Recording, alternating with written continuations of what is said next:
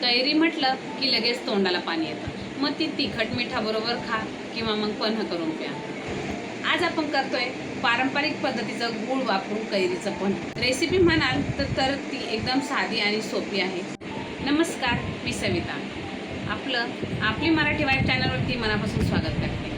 आज आपण पाहणार आहोत उन्हाळा स्पेशल कैरीचं पन्ह, जे तुम्हाला सगळ्यांना माहीतच असेल। कैरी घेतल्यात आपण, स्वच्छ धुवून घेतलेले आहेत। आपण आता याची साळून फोडी करून घेऊयात। ती आपण कापून घेतली आहे, आता ती कैरी आपण मोजून घेऊया। 1.5 आपली कैरीचे तुकडे आहेत। मग त्यासाठी आपण वापरणार आहोत 1 वाटी गूळ।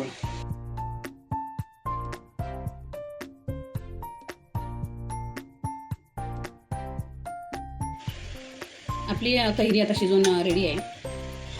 आपण आता हे सर्व मिक्सरमध्ये टाकून बारीक करून घेणार आहोत।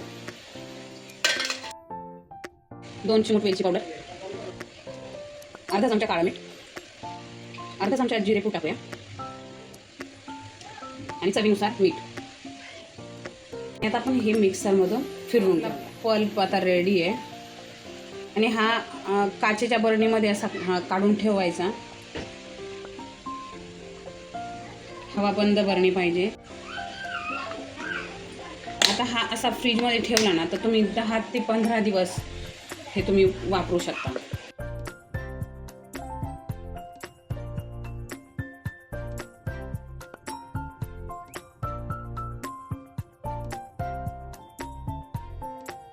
ज्यांना कुणाला साखर आणि गूळ खायची नाही आहे त्यांच्यासाठी आपण बिना साखर गुळाचं पण पन्ह बनवू शकतो आणि त्याचा व्हिडिओ मी लवकरच अपलोड करणार आहे।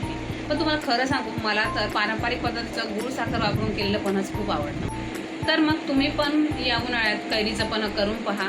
रेसिपी कशी वाटली कमेंटमध्ये नक्की सांगा। आपल्या चॅनलला सबस्क्राईब करा। चला तर मग भेटूया अशाच नवीन व्हिडिओमध्ये। तोपर्यंत धन्यवाद।